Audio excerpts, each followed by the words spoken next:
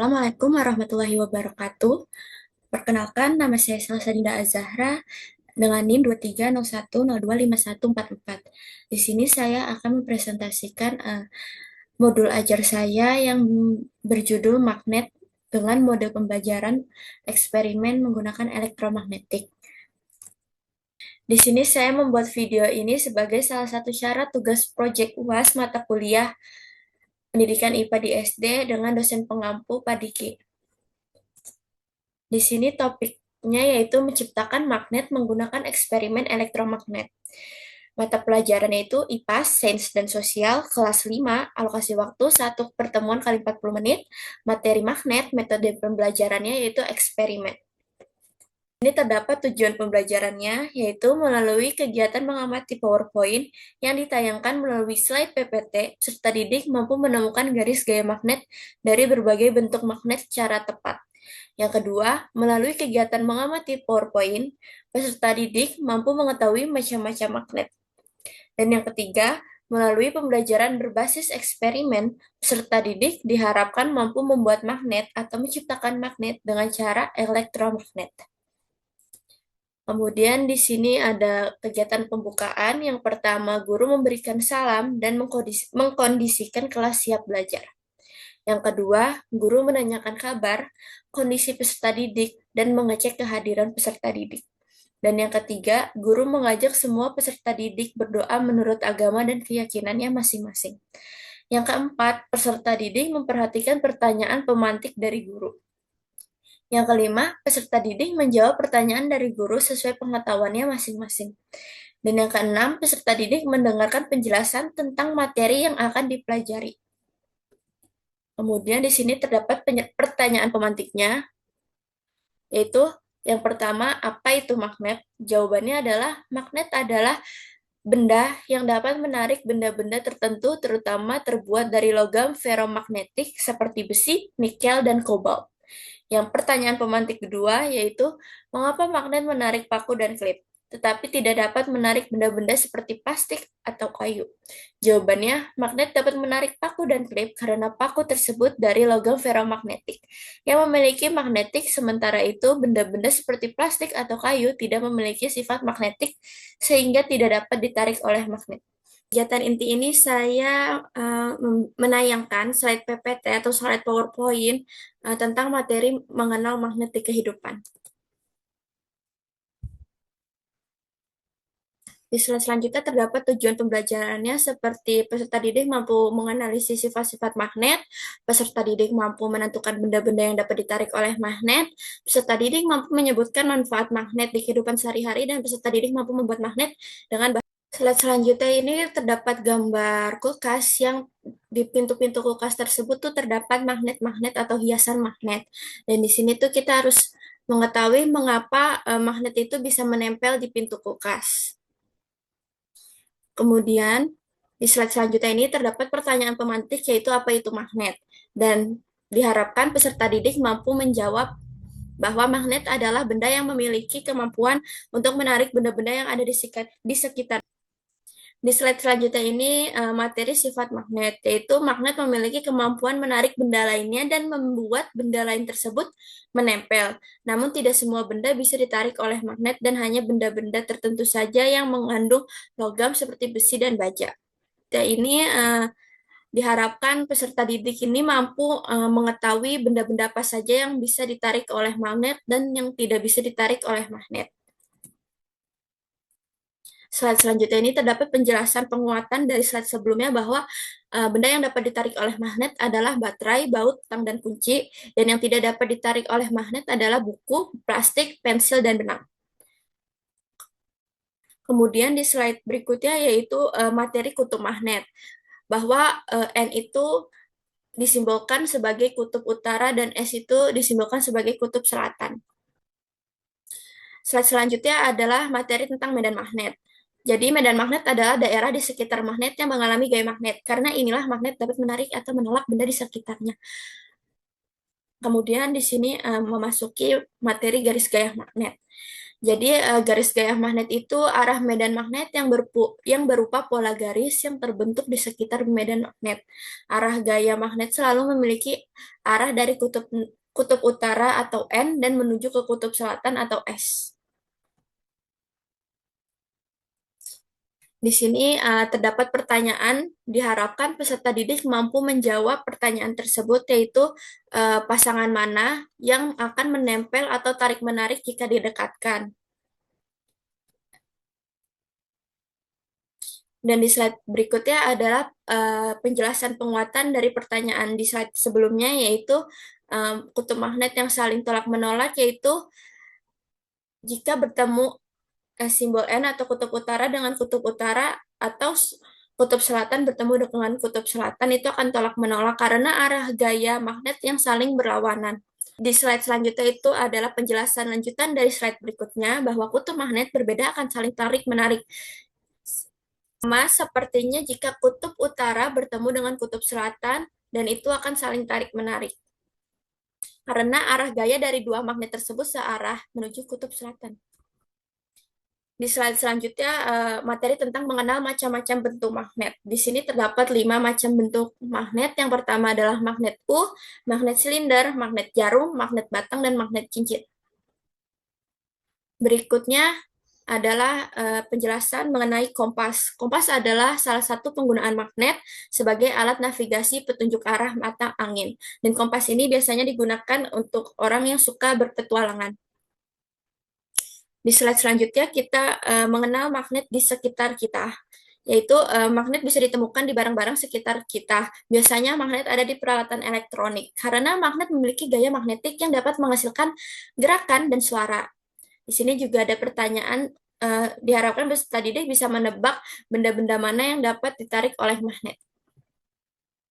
Di sini juga ada penjelasan penggunaan magnet, yaitu membantu kita untuk melakukan aktivitas sehari-hari. Banyak perangkat elektronik yang memanfaatkan gaya magnet seperti speaker, kipas angin, mesin cuci, televisi, dan penunjuk arah atau kompas. Di slide berikutnya ada penjelasan bahwa kita tidak hanya menemukan magnet di sekitar kita atau di toko, tetapi kita juga dapat menciptakan magnet dengan menggunakan bahan-bahan sederhana seperti kabel tembaga, paku, dan baterai. Slide selanjutnya adalah cara membuat magnet, yaitu di sini ada alat dan bahannya seperti baterai, selotip, kabel tembaga, baut, kancing, dan klip kertas. Kemudian di sini ada cara pembuatan atau tutorial cara membuat magnet dengan cara elektromagnetik seperti yang kita lakukan eksperimen elektromagnetik. Di sini ada 3 caranya, ada 3 tutorialnya. Yang pertama adalah lilitkan kawat tembaga ke baut sampai hampir menutupi bagian tubuh baut seperti yang digambar. Kedua yaitu tempelkan ujung kawat ke kutub positif baterai dan ujung kawat lainnya ke kutub negatif baterai. Kemudian di slide berikutnya ini terdapat 3 pertanyaan.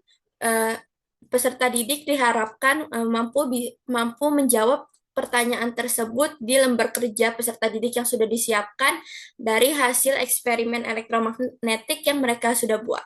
Di kegiatan inti, saya menggunakan PowerPoint yang berisikan materi-materi magnet. Diharapkan peserta didik mampu mengenal sifat magnet, macam magnet, pengertian magnet, dan cara membuat magnet atau menciptakan magnet, salah satunya dengan cara elektromagnetik. Lalu di sini kita memasuki tahap perencanaan eksperimen. Yang pertama ini, peserta didik menyimak tayangan video tentang cara eksperimen menciptakan magnet dengan cara elektromagnetik.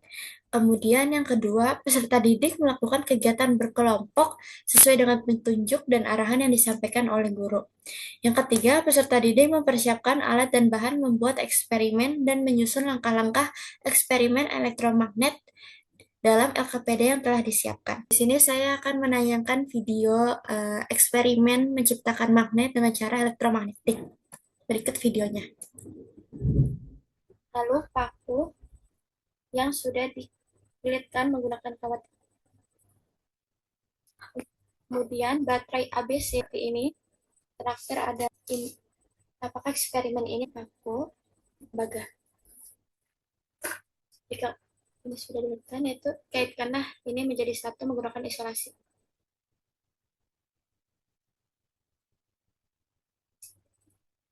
Juga